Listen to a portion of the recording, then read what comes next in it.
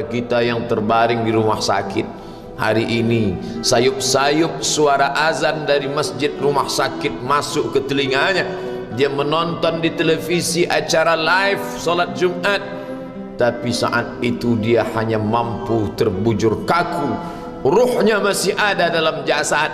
Anaknya tidak bisa berada di sampingnya karena security tidak mengizinkan keluarga berada di dalam ruang ICU.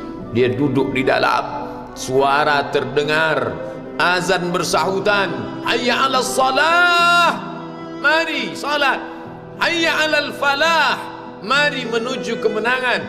Dia hanya bisa meneteskan air mata. Kenapa? Kalau dulu dia waktu sehat sempat beribadah, penyesalannya tidak terlalu banyak. Tapi kalau di saat sehat walafiat tak sempat untuk menempelkan kening ke lantai, tak sempat melangkahkan kaki ke rumah Allah, tak sempat mendengarkan khutbah, maka tak ada duka di atas duka. Air mata yang meleleh tak dapat mengembalikan masa lalu. Lan tarji'al ayyamul lati madat, yang lalu tak dapat diulang kembali. Air mata darah menangis, yang sakit tak akan sembuh, yang mati tak akan hidup. Penyesalan selalu datang di akhir perbuatan. Belum pernah orang menyesal sebelum perbuatan berlalu. Selalu penyesalan di akhir. Di saat itu penyesalan tak lagi bermakna. Apa kata mereka ketika melihat azab Allah? Rabbana, hai Tuhan kami, ya Rabb kami, absarna, mata kami sudah melihat azab, wa sami'na, telinga kami sudah mendengar suara tangisan, teriakan, pekikan di dalam neraka. Farji'na, kembalikan kami lagi ke dunia, na'mal salihah, kami ingin beramal saleh, inna muqinun, kami yakin seyakin-yakinnya.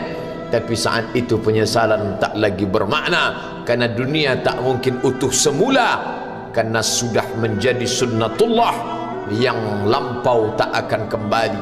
Idza sama'un fatarat, langit terbelah, wa idzal kawakibun tasarat, planet-planet bertabrakan, wa idzal biharu fujirat, lautan diledakkan, diletupkan, wa idzal quburu bu'asirat, semua yang dikubur dibangkitkan. Alimat nafsum ma qaddamat wa akharat, disitulah orang baru sadar apa yang dulu pernah aku lakukan. Wa qadimna ila ma amilu min amalin, semua amal mereka kami tunjukkan, kami datangkan. Ini amalmu, ini infakmu, ini wakafmu, ini sedekahmu, ini salawatmu, ini bacaan Qur'anmu, ini zikirmu. Tersenyum mata melihat amal. Faman ya'mal mithqala dzarratin khairan yarah. Tapi jangan lupa, apakah yang dosa-dosa itu dilupakan begitu saja? Yang buruk pun akan nampak juga.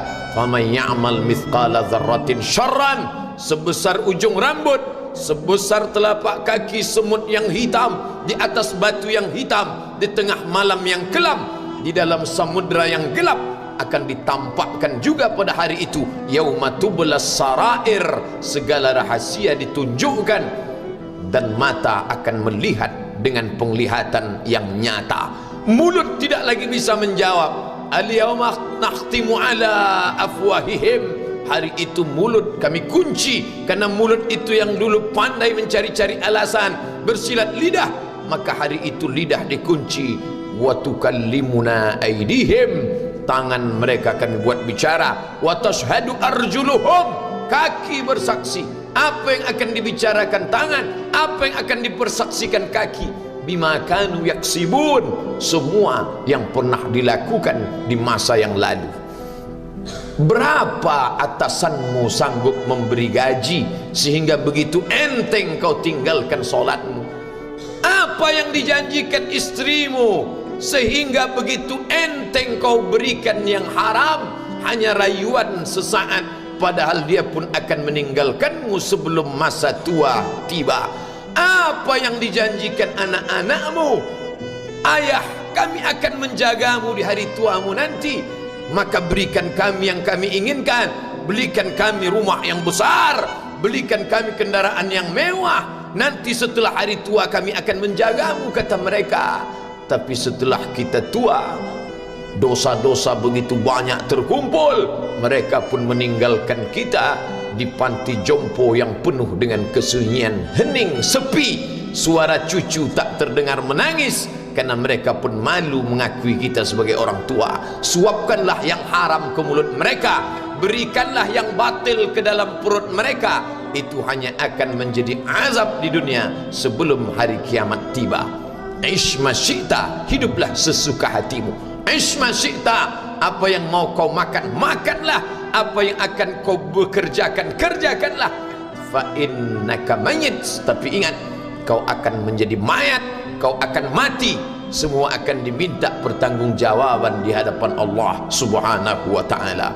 Hari ini orang boleh tertawa, hari ini orang boleh merasa dunia dia yang punya, tapi sampai masanya yang hijau akan berubah menguning, yang kuning akan mati, yang mati akan menjadi debu, yang debu ditiup angin hampa tak bermakna. Lalu apa yang akan dibawa menghadap Allah Subhanahu wa ta'ala?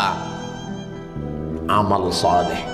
Kalau pernahlah mulut itu membaca sepotong dua potong ayat sebelum berangkat bekerja, kalau sempatlah masuk ke kamar mandi mengambil air wudhu, solat sunat duha sebelum berangkat bekerja, kalau sempatlah ketika duduk dalam suasana santai membuka iPad lalu dibuka Quran digital sambil melihat beberapa ayat merenungkan maknanya, mengingat mati, kalau sempatlah mulut mengucapkan subhanallah wa bihamdihi subhanallahil azim, kalau sempatlah anak istri dibawa ke masjid iktikaf mendengarkan pengajian, kalau sempatlah beberapa persen dari pendapatan itu dilimpahkan ke rumah anak yatim panti jompo masjid, kalau sempatlah beberapa meter tanah dibeli untuk pembebasan mendirikan rumah Allah, kalau sempat memberikan beberapa karpet untuk rumah yang selalu ditinggalkan, kalau sempatlah membelikan beberapa kilo beras untuk yatim piatu dan panti jompo,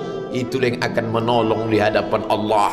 Adapun rumah besar dengan beberapa semen, dengan beberapa busi yang banyak, semua akan menjadi tinggal kenangan. Mereka akan menjual, membagi-baginya.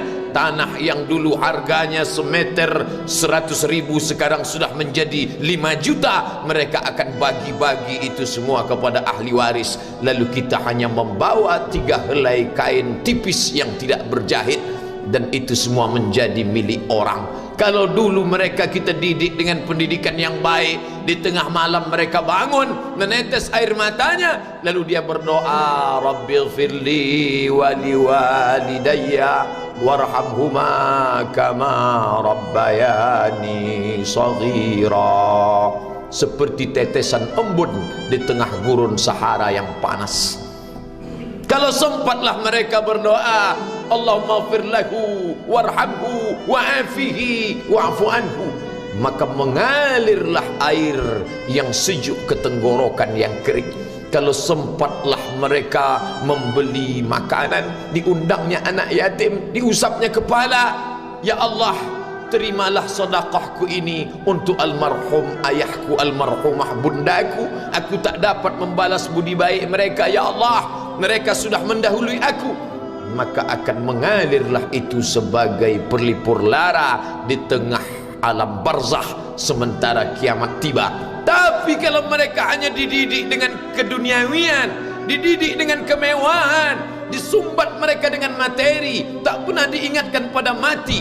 Ketika kita mati, mereka pun juga akan mati perasaan ingatannya. Paling celaka lagi, mereka mengingat kita dengan mengantarkan bunga, mereka mengingat kita dengan pakaian hitam, mereka mengingat kita dengan suara musik, mereka mengingat kita dengan memajang foto kita besar-besar di dalam rumah. Dan itu hanya menjadi penghalang rahmat Allah turun, tidak berkesan sedikit pun. Mereka sedang menyangka kalau dinyanyikanlah lagu kesenangan kita, terobat rindu hatinya. Kalau dipajangnya foto kita, dilingkarkannya karangan bunga, puas rindunya. Padahal itu tidak membuat pengaruh apapun kepada kita di alam barzakh. Maka sayang, buatlah sayang yang mengingatkan sesudah mati. Kalau rindu, buatlah kerinduan yang membuat dia akan tetap mengalir sebagai satu amal sesudah kematian. Idza matal insan, kalau manusia mati, inqata'a, dulu rajin membaca Quran berhenti, dulu rajin salat tahajud berhenti, dulu rajin menghatamkan segala yang baik-baik berhenti. Tapi ada yang tetap mengalir. Di antara yang mengalir itu adalah shadaqatun jariyah. Sempat membelikan beberapa bungkus nasi, nampak orang tua di panti jompo menyuap nasi itu, menggeletar tangan mereka karena usia lanjut, menetes air mata. Kita bukan sedang melihat orang tua, kita bukan sedang melihat orang lain, saat itu kita sedang melihat potret diri kita 30 tahun yang akan datang. Di mana aku 30 tahun akan datang? Surga, kenikmatan yang luar biasa, tapi dia tidak akan dimasuki oleh orang yang biasa-biasa. Solat biasa, baca Quran biasa, zikir biasa, untuk mendapatkan yang luar biasa, maka itu bukan perimbangan ibadah yang fair. Hanya dengan solat wajib biasa, hanya dengan baca Quran biasa, hanya dengan zikir biasa, hanya dengan sedekah biasa, berharap akan masuk ke dalam surga yang luar biasa, maka sungguh bukan suatu perimbangan perniagaan yang seimbang antara makhluk dengan Khalik Allah Subhanahu wa ta'ala. Khutbah Jumat ini kembali mengingat kita, mengajak merenung bersama. Kita ini mau kemana? Di sini untuk apa? Yang kita bawa menghadap Allah itu apa? Apakah nama, jabatan, kebesaran, harta benda ikut menghadap Allah? Tidak. Dia akan tinggal menjadi puing-puing kenangan. Yang akan dibawa adalah amal saleh. Makanya kita selalu berdoa selesai wudu, Allahumma ja'alni minat tawabin waj'alni minal mutatahhirin, ditutup dengan waj'alni min ibadikas salihin, karena orang yang saleh lah yang selamat dari kerugian, yang lain rugi. Innal insan, semua manusia lafi khusrin, rugi. Yang kaya rugi, yang punya kuasa rugi, yang ganteng rugi, yang punya anak rugi, yang punya istri rugi. Tapi ada yang beruntung, illallazina amanu, kecuali yang beriman, wa amilus salihati, dan beramal saleh. Itulah orang yang beruntung, karena dia akan hidup dalam kehidupan yang kekal abadi, membawa iman dan amal salehnya. Kalau sampai hari ini masih bersemayam di dalam diri kita, mari kita jaga.